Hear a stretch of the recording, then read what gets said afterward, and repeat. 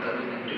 ఈ రోజు నుండి 25వ తేదీ మధ్యాహ్నం 3 గంటల వరకు కూడా నామినేషన్స్ స్వీకరించబడతాయి. ప్రతి రోజున కూడా ఉదయం 11 గంటల నుంచి మధ్యాహ్నం 3 గంటల వరకు నామినేషన్స్ స్వీకరించబడతాయండి. 3 గంటల తర్వాత గేట్ క్లోజ్ చేయడం జరుగుతుంది. చివరి రోజున కూడా 3 గంటల తర్వాత ఇటువంటి నామినేషన్స్ స్వీకరించబడతాయి.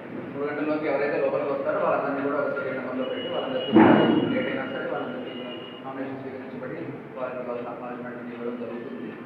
సో దీనికి సంబంధించి అందరూ కూడా ఎవరైతే ఎన్నికల్లో పాల్గొనాలనుకుంటారో అటువంటి అభ్యర్థులందరూ కూడా గమనించడం. అదేవిధంగా ఆ తర్వాత 25వ తేదీ సాయంకాలం 3 గంటలకు అయిపోయిన తర్వాత 26వ తేదీ ఉదయం 11 గంటల నుండి ఆ నామినేషన్ యొక్క స్క్రూటినీ జరుగుతుంది. అంటే ఆ అభ్యర్థులు ఎలిజిబుల్గా కాదా, వాళ్ళు ఇచ్చిన నామినేషన్ పత్రాలు సరిగ్గా ఉన్నాయి లేదా చూసి వాళ్ళ యొక్క పేపర్ ప్రకటించడం జరుగుతుంది.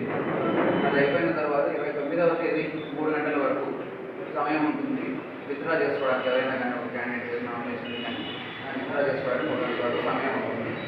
సో దీనికి సంబంధించిన మనం ఫామ్ 1 నోటిఫికేషన్ని మనము రిలీజ్ చేస్తాము, పబ్లిష్ చేస్తాము. ఆ గవర్నర్ గారు దాని గెజిట్లో ఒకటి చేస్తారు, గవర్నమెంట్ గెజిట్లో. దాని తర్వాత ఏ రిటర్నింగ్ ఆఫీసర్ వాళ్ళ గదిలో ఒక ఫామ్ 1 అన్నదాన్ని అంటే ఏ సమయంలో నామినేషన్ తీసుకుంటారు ఈ విషయాలను తెలుపుతూ అన్ని సచివాలయాల్లోనూ మరియు ముఖ్య గవర్నమెంట్ కార్యాలయాలన్నింటిలో కూడా ఫామ్ 1 కూడా తీసుకోవడం జరుగుతుంది. అది మనం ఇప్పుడు ఆల్రెడీ చేస్తున్నాం. ఆ ప్రాసెస్ సాయంకాలం తరగతిలో కూడా ఉంటుంది. కానీ అభ్యర్థులందరూ కూడా పొద్దున 11 గంటల నుంచి కూడా ఈ రోజున నామినేషన్ తీసుకోబడతాయి కాబట్టి ఎవరైనా కూడా రావచ్చు. అండ్ వస్తున్న సమయంలో కూడా అభ్యర్థులందరూ కూడా ఈ మోడల్ కోడ్ అనేది బాగా నియమాలను బాగా పాటించాలని కోరుతున్నాను.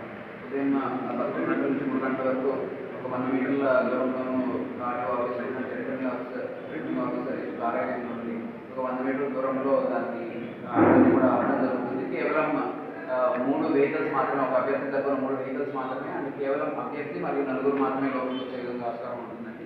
సో ఈ విషయాలు కూడా గమనించుకొని అదేవిధంగా ర్యాలీ చేస్తున్నప్పుడు కూడా ఎన్సీసీ కోడ్ అంతా కూడా అందరూ పాటించాలని కోరుకుంటున్నాను.